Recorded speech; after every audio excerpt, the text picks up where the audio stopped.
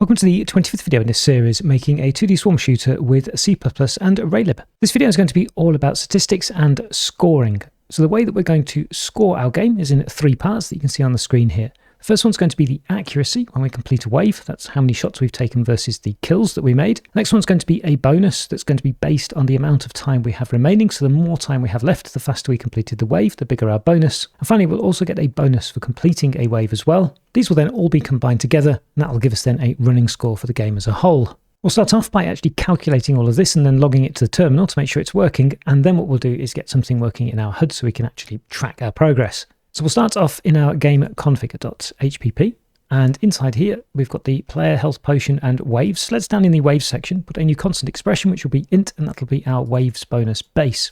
We'll use that as a multiplier for the wave that we're on to increase our score when we complete a given wave.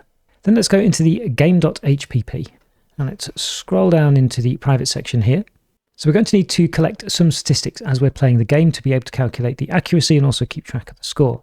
So we're going to keep track of the number of shots that we've fired. We'll keep track of our kill count, and then finally we can keep track also of the score. Then let's go to the game.cpp and go to the outline, and in the restart here, so when we restart the game, we can reset our statistics. So our shots fired is going to be 0, the kill count will be 0, and the score will be 0. Then down inside the update collisions, where we're killing an enemy, we can update our kill count. Then inside the update shooting, here if we're spawning a bullet, we want to increment the number of shots that we've made, so I'll drop that in here, and we can increment the shots fired. Okay, so far so good. Now what we want to do is we want to calculate at the end of the wave our statistics to give ourselves our score. To do that, we'll need to calculate the accuracy that we have, and we'll make a little utility function to do this because, as you'll see, we'll need it in a couple of places. So we'll go to the game.hpp, and in the private section inside here, let's add ourselves a new function for the accuracy. And then in the game.cpp, we can add in the implementation of this. I'm going to put this, I think, below the start wave there. So to calculate this, what we want to do is divide the kill count by the shots fired, and we'll want this from 0 to 100. So we'll return then our kill count divided by our shots fired, multiplied by 100. Except obviously there's a problem there. We're dealing with integers. We don't want to lose any precision. So we'll multiply by a float here, and then we'll cast both of these as floats before we do the division. And one of the things we could do actually here is prevent a nasty divide by 0 error. It might be that we haven't fired any shots at all. So we'll say if the shots fired is equal to 0, we'll return 0. And now what we want to do is we want to use this information that we're tracking now whilst the game is running to actually calculate the different parts of our score. At the moment, I think in the update waves here, this is where we're actually stopping a wave, isn't it? Now it's probably a good idea to pull the logic inside here actually out into its own function, so it's going to be a little bit easier to sort of read what's going on. So going back to game.hpp then, let's add ourselves another function in here which can be called CompleteWave. Then go back into game.cpp. And I might put this actually above although what's above this one here? Is this an update as well? Yes, it is. Okay, I'll put this one that we've just done then next to the accuracy. So we can implement then the complete wave and drop down into here. Where are we? And we'll take these 2 lines from here. So I'll copy those and drop back up to our implementation here and paste those in. So we've got exactly the same functionality as before.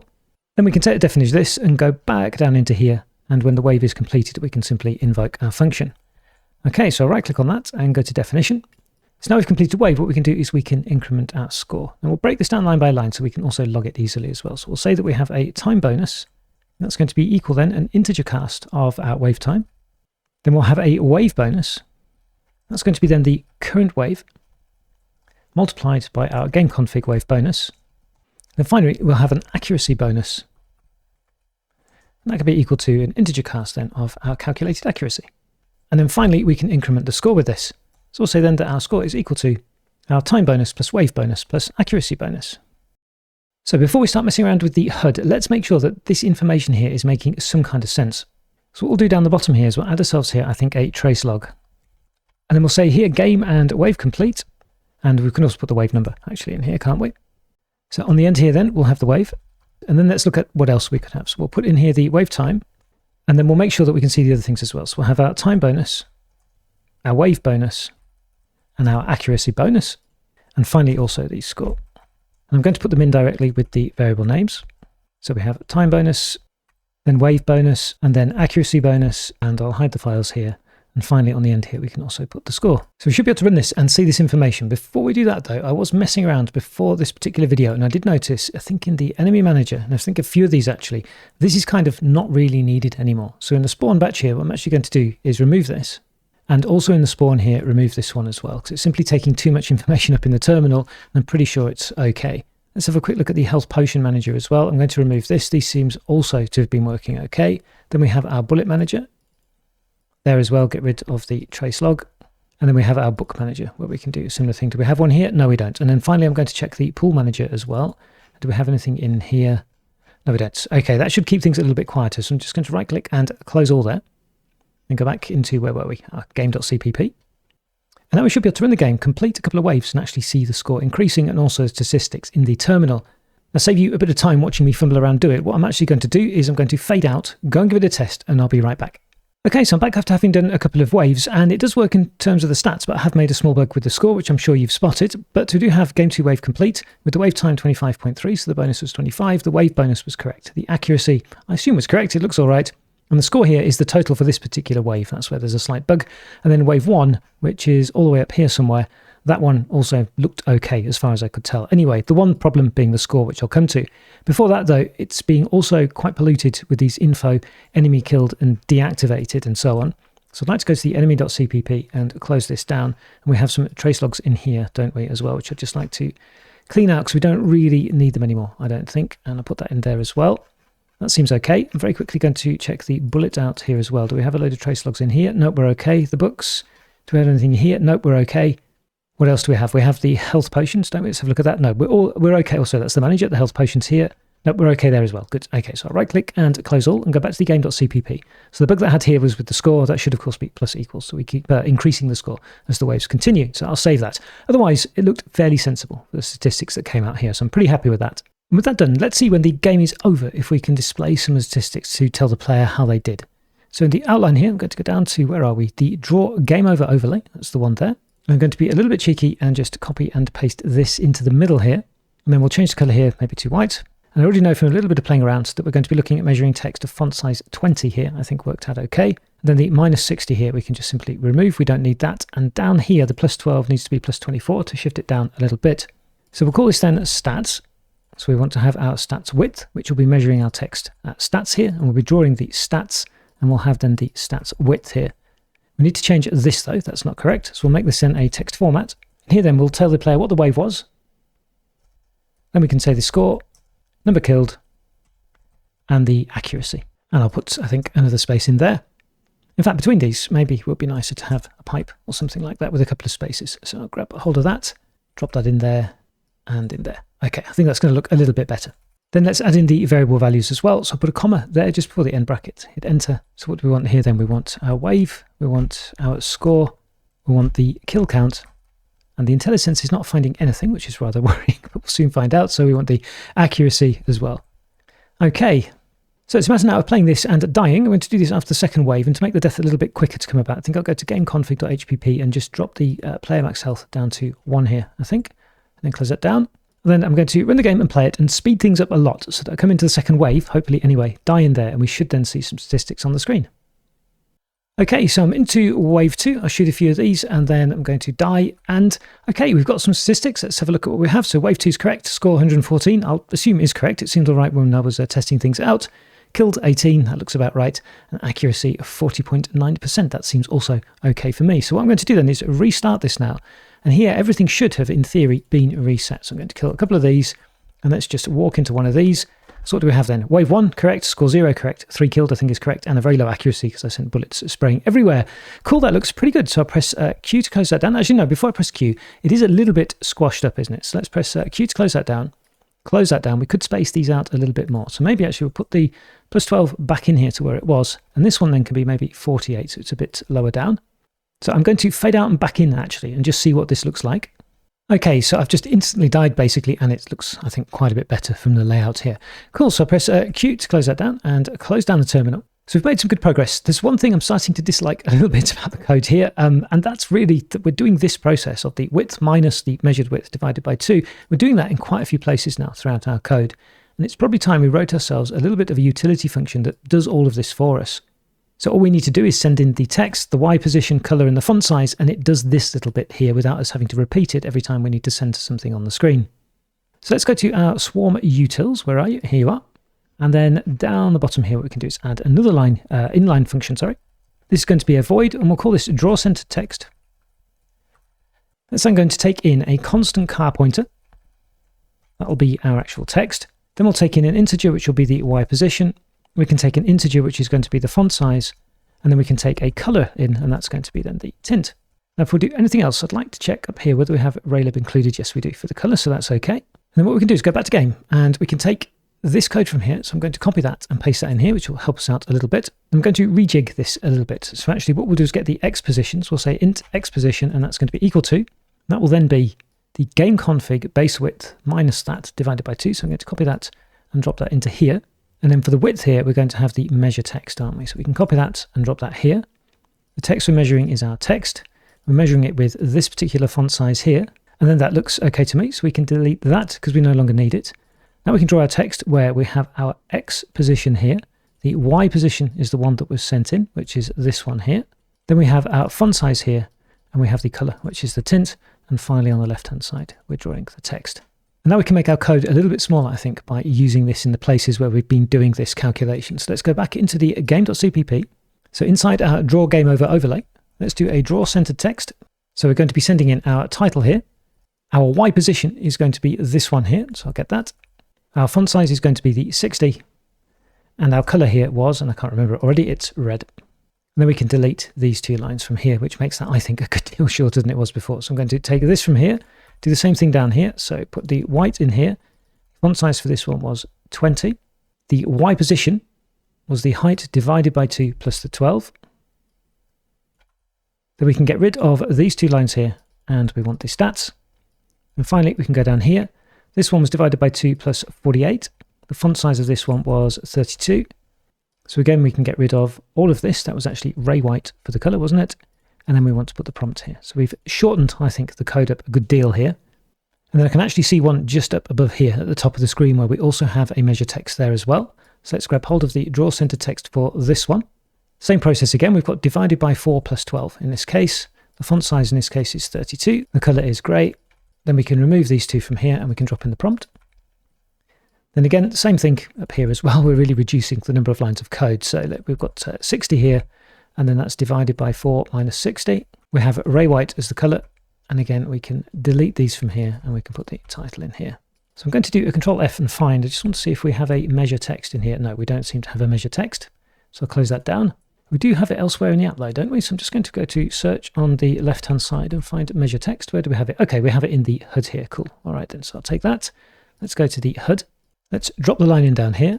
Then we want the wave text here. And then here the Y position is 18. The font size is the font size. And the color then is the wave color. And we can remove this line out of here. And we can actually remove this line out of here as well. Cool. So I'll save that and get rid of the search and then go back here and close down HUD.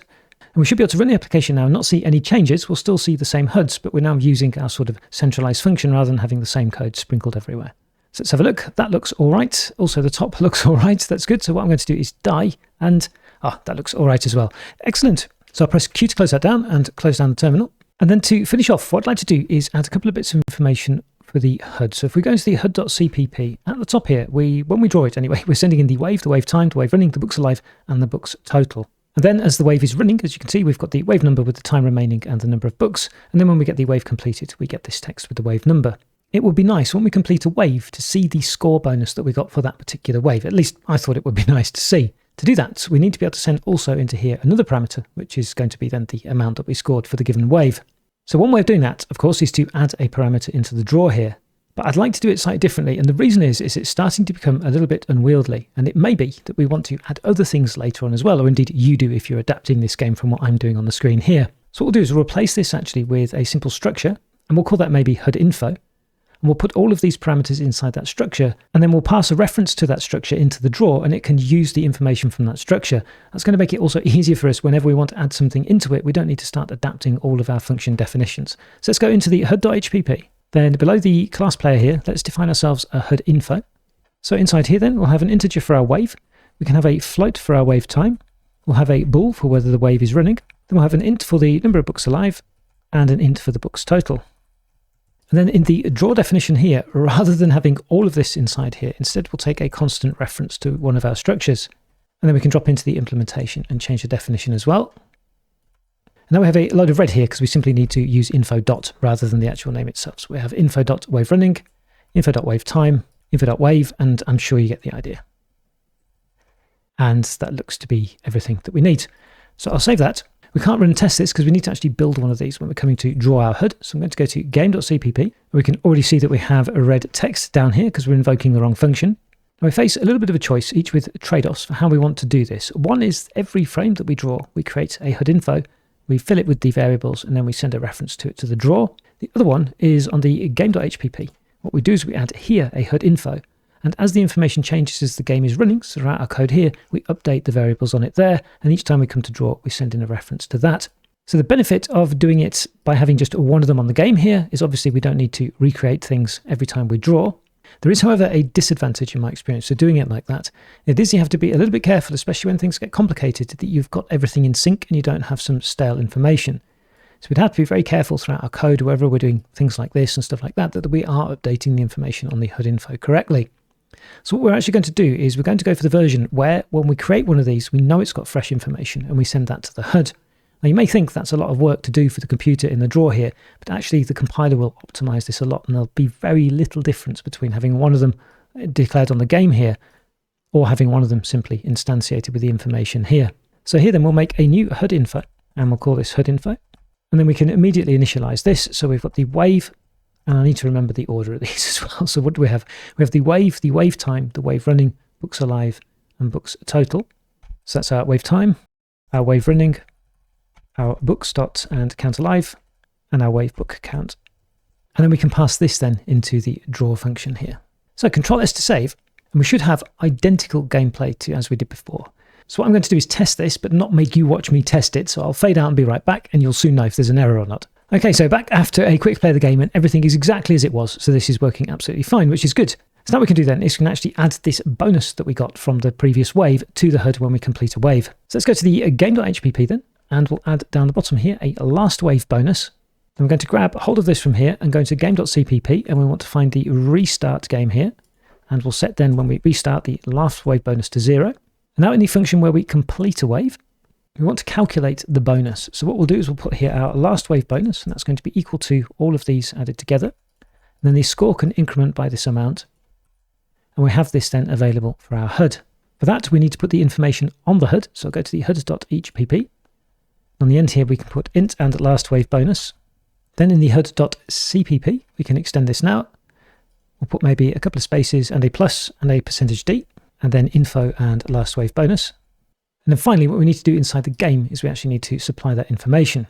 So down the bottom here, where we were doing our HUD structure, where are you? Here you are, we can add in the last wave bonus. And hopefully now that will tell us how much we got for the wave that we've completed. So I'll press F5 to run the application. And we should now hopefully get at the end of a wave the amount that we scored for that wave. So I'm going to speed this up a little bit. Okay, so coming into the last couple of books then, there we've got one and the other one, and yeah, we've got a wave bonus, of 102. So I'm going to play this one as well and speed it up as well, and the books have spawned really conveniently. Okay, so coming to the final book, and yeah, 151, that looks about right because we get extra bonus for each wave. Now what I'm going to do is die, and let's see what we have. So we're on wave 3, we have a score of around 253, that seems about right to me. Killed 28, very low accuracy, very nice one. And we should be able to restart, so I'll press R to restart. And restart this wave, and this one I'm just going to die immediately, and everything's reset. Excellent, cool, so I press Q to close that down, close down the terminal. And with that done, I think that's a good place to stop this particular video. Again, we've done quite a lot. We've also neatened the code a little bit, which is a surprise for me, I guess, with this, where are we? The draw-centered text, that's reduced things a little bit. Coming up in the next video, we're going to do some more visuals, and we're going to implement a very simple but good-looking, I think, particle system. So thanks very much for watching this one. Comments, questions, welcome as always on YouTube, and look forward to seeing you in the next one.